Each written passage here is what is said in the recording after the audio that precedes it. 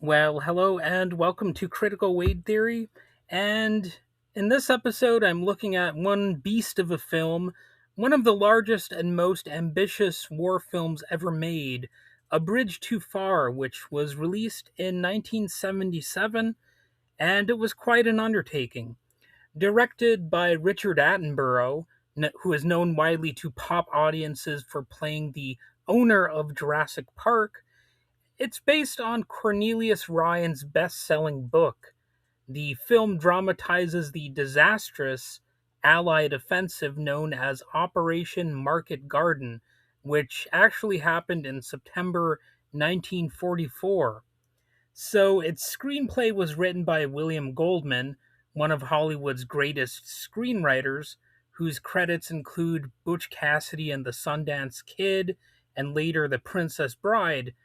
You've also got writer Sean Egan, who once observed that Goldman's achievements came without ever lunging for the lowest common denominator. So, despite writing some enormously popular films, Goldman never allowed his storytelling to lose its intelligence or his habit of challenging expectations, according to Sean Egan. And this isn't simply another World War II movie, it's a film about ambition, confidence, and what happens when brilliant plans collide with reality and do so in a very disastrous way. Along the way, we'll also talk about why the phrase a bridge too far has become part of everyday language. Now, I used that expression before I ever saw this movie, and honestly, I didn't know that it had links to this movie and also to, the real life people who were involved in World War II that are depicted in this movie. So, the story behind the film: by late 1944, the Allies had liberated much of France and believed the war in Europe might be over before Christmas. And the idea was pretty bold. Operation Market Garden called for three airborne divisions to capture a chain of bridges across the Netherlands, while British armed forces raced north to link up with them. So the market referred to the airborne assault, and garden referred to the ground offensive. So it was like a combination of different general strategies. And the ultimate objective was the bridge at Arnhem. If captured and held, it would provide a direct route into Germany. On paper, the operation probably looked brilliant, but in reality, almost everything that could go wrong eventually did. You had poor communications, radio failures, delays, logistical problems, underestimation of German forces, and overly optimistic planning. So, as the old saying goes, it's all a question of bridges. Well, I don't know if that's really an old saying, but it's certainly relevant to this movie and to the real life problems that they had. The operation failed because every bridge had to be captured and every timetable had to work almost perfectly. And of course, it did not work out perfectly. So the phrase a bridge too far has since entered the English language to describe an objective that's simply too ambitious. So it's remarkable how a single military operation produced an expression that people still use nearly 80 years later. Like I said, I used it before I knew the context, even. And sure enough, you'll hear people use it even to this day. So this movie has an extraordinary cast. It would be stupid for me to not get into who is in this. One of the movie's biggest attractions is its unbelievable ensemble cast. I mean, you have some truly big names here. So just listen to the names. You've got Sean Connery, Michael Caine, Gene Hackman, Robert Redford, Anthony Hopkins, James Caan, and a few people I'm not as familiar with. You've got Dirk Bogarde, Ryan O'Neal, Liv Ullmann, Maximilian Schell, and Edward Fox. And then, of course, you've also got Laurence Olivier. And it's almost hard to imagine getting all of these stars into one movie. And, it's really something to have all of these different people, and you've got to figure out how much you want to dedicate the film to each one. I mean, it's a bit of a mess to think about. Even like, how would you make a movie with that many big stars and satisfy everybody involved? It would be tough. So rather than following one central hero, the story constantly shifts among dozens of commanders and soldiers on both the Allied and German sides, and that's an intentional choice. And really, I don't know if they had any way around that, to be honest. So they were kind of forced, maybe, into making this about basically the war itself instead of becoming one man's story. This film presents Operation Market Garden as an enormous military undertaking involving thousands of people, each playing only one part in a much larger strategy and a much larger tragedy. It's kind of funny how those two words rhyme and they both work perfectly into what I'm talking about.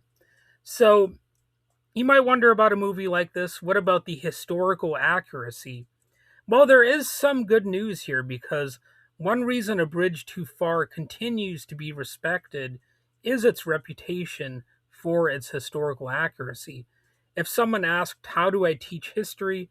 this film is honestly a pretty good starting point if you want to depict history to an audience through a screen. It pretty accurately portrays many of the real problems that doomed the operation, at least from what I understand. You had the radio failures that prevented commanders from communicating. That's pretty well depicted here. Landing zones were located miles away from key objectives, and they really get you into why that was a problem. The German armored units near Arnhem were badly underestimated, and that's pretty well demonstrated in this film. British armor became trapped along a single narrow highway that created an enormous bottleneck, what became known as the Airborne Corridor. And perhaps most memorably, the film depicts the heroic but ultimately hopeless defense of the bridge by Lieutenant Colonel John Frost and his men. So, some historians have criticized aspects of the portrayal of senior commanders, and naturally, some details were simplified for dramatic purposes. Still, compared with many earlier World War II epics and a lot of war movies in general, A Bridge Too Far remains remarkably grounded. It's kind of neat, I guess, especially considering how often Hollywood prefers spectacle over accuracy. I was going to say prefers. I was going to blend the word prefer with spectacle there, I guess. But anyway, this is a pretty accurate film as far as that goes. Though, again, of course, a few things were not captured perfectly. It was a massive production. It's hard to get literally every detail correct. So, the production itself was almost as ambitious as the military operation that it depicts. The film runs nearly 3 hours at 176 minutes. But you know what? I'm going to say that it goes by surprisingly fast. This isn't a movie that just totally drags and you're bogged down. So let me put it this way. I often fall asleep when I'm watching movies, even when it's a movie that I like. And this movie actually kept my attention. I didn't I didn't fall asleep while watching it. And for a 3 hour movie, you got to figure that's pretty good, for somebody who gets a little bit drowsy sometimes as he gets older. And its budget reached approximately 25 to 26 million dollars, making it one of the most expensive films ever made at the time. Thousands of extras participated. Military vehicles and aircraft were assembled on an enormous scale. Many scenes were filmed on or near the actual Dutch locations where the historical events occurred, which is which is something that's always commendable, if you can actually manage to do that. Well, I suppose another point of view might be that they're desecrating it, but I don't really have that point of view myself necessarily. You know, I guess I guess war movies do have a bit of an exploitative aspect to them, maybe that you might criticize. Maybe you might say you're glamorizing it if you're making a movie about war. I don't know. Those seem like standard critiques, but I don't think this movie gets that much critiques of that nature, from what I can tell. And even more impressive, most of the major stars actually accepted equal salaries simply to make the project possible. So that's pretty crazy if you think about it. You have some people who probably had egos involved, and they're probably normally jealous of hearing about somebody making more money from the movie than they are. So it was quite an achievement to get people to not let their egos totally get in the way and accept a relatively modest salary, or I don't know if salary is the right word there. You know what I mean? The right amount of payment. Of course, such an enormous production wasn't easy. Filming across multiple European countries created some logistical nightmares. Budget overruns were apparently common. Scheduling conflicts with such a massive cast could constantly complicate the production. And Richard Attenborough's vision required coordinating thousands of extras, military vehicles, and aircraft while recreating one of history's largest airborne operations. Fortunately, the production secured cooperation from the Dutch military for several major sequences, adding another layer of authenticity to the combat scenes. And you know, I guess one complaint I might make about this film, if I was gonna get into that, and I guess I will here, I don't think there are that many memorable lines spoken by any of the characters. And when it comes to a war movie, whether it's like a serious war movie or like a parody, basically any genre of war movie, even if it's a comedy or something like that, you want to have memorable lines, and I don't think this movie really had that many lines that I thought stood out. And that sounds like it's like a critique to shrug off, but it could be a significant drawback for a movie like this. So, what about the themes beyond the battlefield? What about those? So, unlike many World War II movies that build toward victory, A Bridge Too Far is actually fundamentally a tragedy. Its themes remain surprisingly relevant today because it's about the cost of overconfidence, the gap between strategic planning and battlefield reality, heroism in the face of inevitable defeat, the limits of military ambition.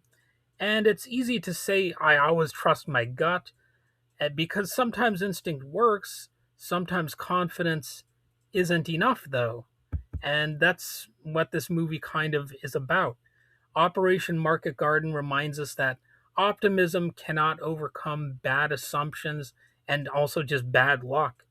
So the film respects the courage of ordinary soldiers while quietly questioning the judgment of some of the commanders who designed the operation in the first place. So you might figure that a movie like this had some people who had differing opinions, and you would be correct. Upon release, the critics were divided. Many praised the film's incredible scale and its commitment to historical detail. And I think you kind of almost have to respect, just the fact that they got all these people together, such a well-known cast, and it wasn't a complete disaster of a film. And, some people I'm sure argue that its enormous cast prevented viewers from becoming emotionally invested in any single character. So I could see that critique. But for me, it's actually kind of refreshing to have a movie that isn't focused so much on a single character or even any characters that much. I kind of thought it was interesting to have the war itself almost be the main character. And I think this movie successfully does that pretty well. And some even suggested the film valued aesthetics over emotional connection, because the looks of the war, it looks realistic and all that. It's it's not a movie that's highly emotional when it comes down to it. It's not the most dramatic movie, I would put it that way. It's more about like exploring why this operation failed. And the ensemble cast was undeniably impressive, but because so many stars shared the screen, many received relatively little time to leave a lasting impression. And despite those criticisms, though, audiences have gradually embraced this film. You get plenty of love for it. I personally liked it, in case you didn't get that by now. I think it is a good movie. I could even imagine rewatching it at some point, which is pretty good for a movie that's, about 3 hours long. Not every movie that's so long would make my potential list of things to rewatch. And, its reputation has steadily grown over the decades. I think people have gained respect for this rather than lost respect for it, which of course doesn't happen to all movies. Sometimes you get a movie that loses respect over time. So today it's widely regarded as one of the definitive large-scale World War II films. It's it stands comfortably alongside The Longest Day, Patton, and Das Boot as one of the great historical war epics. Now, I have to admit, when it comes to those movies, I think the only one I've seen is Patton. And I don't know if I've even seen all of Patton, but I definitely watched a good chunk of it. And I'll probably rewatch it at some point. But, I've seen plenty of war movies, and this definitely is not the worst one. One of its greatest strengths is that it refuses to transform defeat into triumph. This is not just some stupid propaganda pro-war movie. Nor would I say it's anti-war. I want to make that clear too. I think it's a relatively surprisingly neutral movie, which it's a tricky thing to pull that off. Like if you have if you have a movie that's basically against war, it's probably gonna piss off and alienate some people. If you have a movie that's too pro-war or whatever, however you want to look at it, too propagandistic in favor of the military industrial complex or whatever you want to call it, people will just dismiss it as just empty-headed stupid propaganda or whatever. I think this movie is remarkably somewhere in the middle of that, which, hey, I think that's awesome. And I think it honestly examines how extraordinary bravery can still end in failure when the underlying plan asks more than reality can deliver.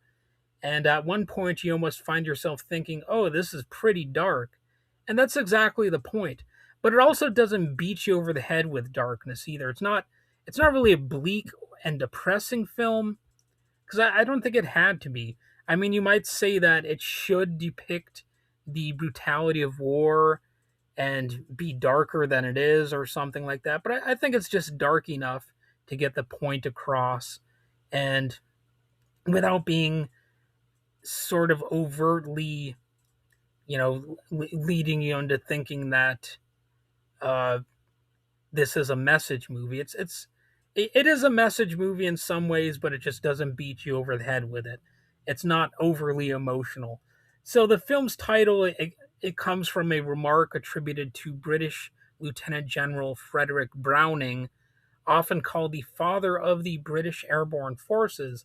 So before the operation, Browning reportedly observed, I think we might be going a bridge too far. So whether remembered exactly as spoken or not, I think the quote perfectly captures the operation itself. The ambition was breathtaking, the courage was definitely there, but the objective simply exceeded what circumstances would allow. And the production even consulted veterans who participated in Operation Market Garden, which is one reason it's fairly accurate. And while many appreciated the film's commitment to authenticity, others felt it still couldn't fully capture the brutality of the fighting or the suffering that was endured by French civilians caught in the crossfire. So perhaps that's inevitable. No film can completely recreate war, and it kind of wasn't the main point of the story either, like the suffering of civilians. But A Bridge Too Far comes remarkably close to presenting the campaign as it really unfolded, not as a simple story of heroes and villains, but as a sobering lesson in leadership, planning, courage, sacrifice, and the dangerous consequences of military hubris. Even decades later, the phrase "a bridge too far" remains part of everyday conversation because the story behind it's still something that people remember. And sometimes the greatest failures aren't caused by a lack of courage, they're caused by asking brave people to accomplish the impossible. And, I'll watch this movie at some point again, perhaps in the future, like I said. But I gotta admit, it's not going to be very soon because it is 3 hours, and the movie is still going to be pretty fresh in my mind for a while. Well, thanks for listening, and I'll see you next time. Feel free to like and subscribe and all that good stuff. So, have a good one.